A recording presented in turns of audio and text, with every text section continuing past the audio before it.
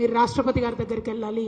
రాష్ట్రపతి గారు ఇంకా కూడా బీసీ బిల్లును తొక్కుపట్టే ప్రయత్నం చేస్తే మీరు సుప్రీంకోర్టుకు వెళ్ళాలి. ఆర్డినెన్స్ను గవర్నర్ ఆపితే మీరు సుప్రీంకోర్టుకు పోవాలి. అటువంటి నిర్దిష్టమైనటువంటి చర్యలు చేయకుండా మీరు ఎన్ని ఊకదంపుడు ఉపన్యాసాలు చెప్పినా కేవలం అది తెలంగాణ బిడ్డలను మోసం చేస్తున్నారని మేము భావించాల్సి ఉంటుందని ప్రభుత్వాన్ని మళ్ళీ ఒకసారి హెచ్చరిక చేస్తూ, దొంగ దీక్షలు కాదు, నిజమైన దీక్షలు చేయండి, రిజల్ట్ వచ్చే దీక్షలు చేయండి, రిజల్ట్ వచ్చే పనులు చేయాలని ప్రభుత్వాన్ని డిమాండ్ చేస్తూ ఉన్నాను. తెలంగాణ జాగృతి నుండి త్వరలోనే పెద్ద ఎత్తున కమిటీలు వేయడం జరుగుతుంది.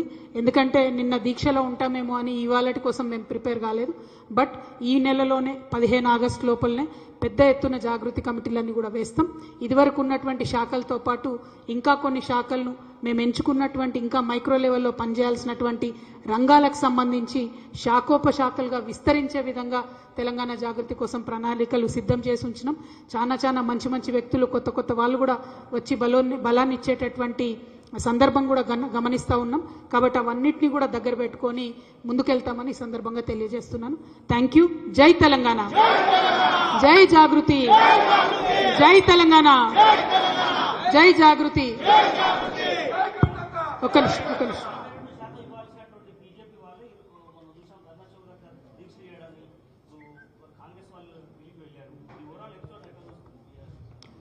అంటే ప్రధానంగా ఒకటే అండి, రెండు పార్టీలు ఎవరైతే చిత్తశుద్ధితోని రిజల్ట్ ఓరియంటెడ్గా పనిచేయాలనో ఆ రెండు పార్టీలు, కాంగ్రెస్ కానీ బీజేపీ కానీ, ఇద్దరు పరస్పరం నేను కొట్టినట్టు చేస్తాను, నువ్వు ఏడిచినట్టు చేయని ఒకరినొకరు కలుపుకొని మరి నాటకం చేస్తున్నటువంటి విషయం తెలంగాణ బిడ్డలు ఇప్పటికే గమనించారు. ఇంకా పెద్ద ఎత్తున అది అర్థమవుతున్నది రోజు రోజుకి.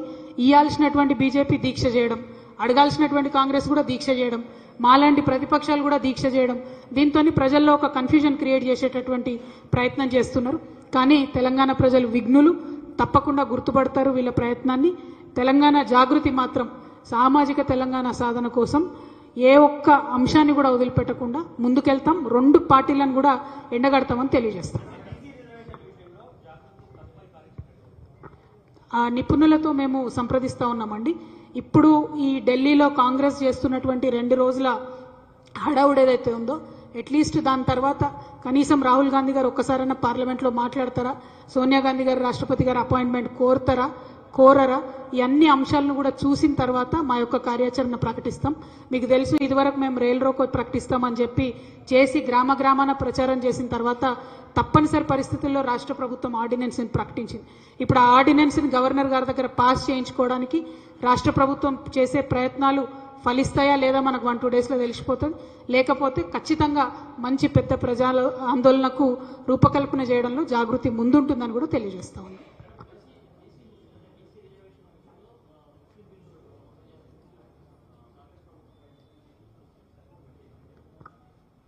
ఇప్పుడు బండి సంజయ్ గారు అట్లా మాట్లాడకపోతే విచిత్రం, మాట్లాడితే ఏముంది, వాళ్ళు డే 1 నుంచి అదే చెప్తున్నారు. బీసీల నోటికాడి ముద్ద గుంజుకోవడానికి భారతీయ జనతా పార్టీ అన్ని ప్రయత్నాలు చేస్తున్నది. ఇది చాలా దారుణం. బీజేపీ యొక్క బీసీ వ్యతిరేక వైఖరిని ప్రజలందరూ కూడా గమనిస్తున్నారు.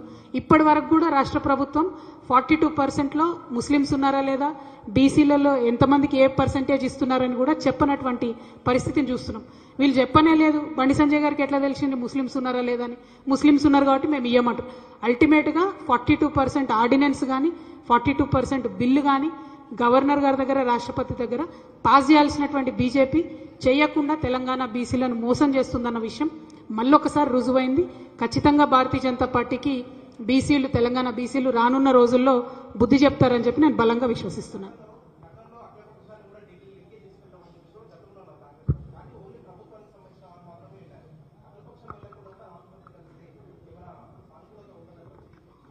మీకు గుర్తుండుంటుంది, తెలంగాణ ఉద్యమ సందర్భంలో మనం అనేక పర్యాయాలు తెలంగాణ ఉద్యమం చేసేవాళ్ళం. ప్రతి ఒక్క పార్టీ దగ్గరికి పోయి జై తెలంగాణ అనిపించేది. ఎందుకు? రాజకీయంగా ఒక పార్టీ, ఏ ఒక్క పార్టీ, అది చిన్నదా పెద్దదా అన్నది కాదు, పార్టీ అనేటటువంటిది మద్దతు ఇస్తే ఒక అంశానికి, ఆ అంశానికి బలం చేకూరుతుంది. కాబట్టి ఇవాళ కూడా బీసీలకు సంబంధించి బీసీ బిల్లు అసెంబ్లీలో పాస్ అయ్యేటప్పుడు మేము ముఖ్యమంత్రి గారిని అదే డిమాండ్ చేసినాం, మీరు అఖిలపక్షం తీసుకొని వెళ్ళండి.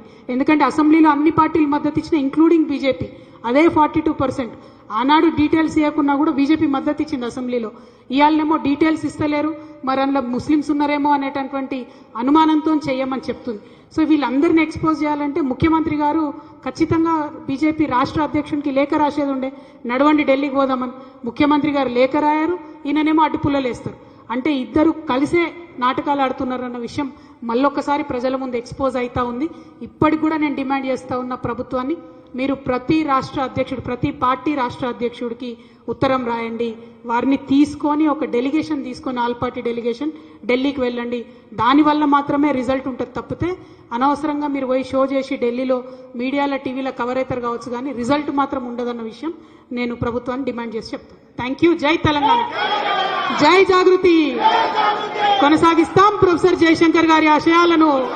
తెలంగాణ ప్రాంత కొనసాగి వనరుల పరిరక్షణ, తెలంగాణ ప్రాంత సాంస్కృతిక, తెలంగాణ ప్రాంత వనరుల పరిరక్షణ, తెలంగాణ ప్రాంత సాంస్కృతిక వైరుధ్యం యొక్క పరిరక్షణ కోసం ఏర్పాటైనటువంటి సంస్థ తెలంగాణ జాగృతి అనే సంస్థ. అనేక సందర్భాలలో పెద్దలు గౌరవనీయులు కేసీఆర్ గారు చెప్పినటువంటి అనేక అంశాలను కూడా ఒక ప్రాతిపదికగా తీసుకొని వారు చూపినటువంటి బాటలో ఉద్యమం చేసినటువంటి సంస్థ తెలంగాణ జాగృతి సంస్థ. At the same time professor Jayashankar గారు చెప్పినటువంటి అనేకమైనటువంటి అంశాలను దారిదీపాలుగా, మార్గదర్శకాలుగా ఎన్నుకొని వాటిని తూచా తప్పకుండా పాటిస్తూ ముందుకు సాగినటువంటి సంస్థ తెలంగాణ జాగృతి సంస్థ. ప్రొఫెసర్ జయశంకర్ గారి జయంతి ఆగస్టు 6వ తారీఖు అంటే ఇవాళ. మరి తెలంగాణ రాష్ట్రం రాకముందే అనుకోకుండా పాపం సార్ జీవితకాలం కలగన్నటువంటి తెలంగాణ రాష్ట్రం రాకముందే ఆయన జరిగిపోయినటువంటి సందర్భంలో ఆనాడు తెలంగాణ జాగృతి ఒక సంకల్పం తీసుకున్నది. పెద్దలు జయశంకర్ గారి పుట్టినరోజుని ఎప్పుడూ కూడా ఒక సెలబ్రేషన్ లాగా, ఒక పండుగలాగా తెలంగాణ అంశాలన్నీ కూడా తెలంగాణ ప్రజలందరికీ గుర్తు చేసే విధంగా ఉండాలంటే